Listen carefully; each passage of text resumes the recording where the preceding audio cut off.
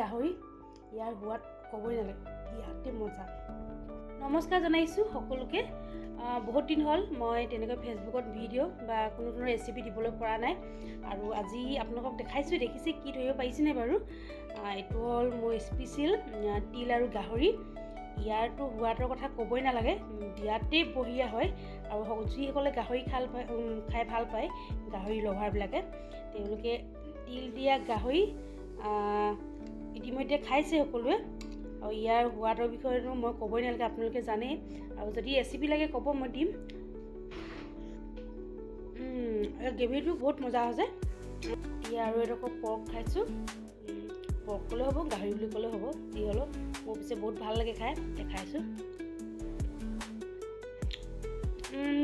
কি কম,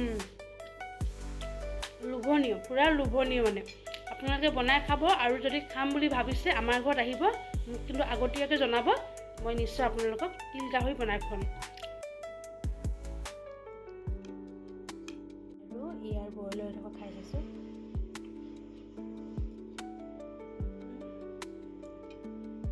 সাংঘাতিক, দুইটা মানে কম্পেয়াৰ কৰিব নোৱাৰি, আৰু বিৰাট জ্বলা আছে কিন্তু এইটো। আৰু আজিলৈ আহোঁ, সকলোকে শুভৰাত্ৰি জনালোঁ, ধন্যবাদ।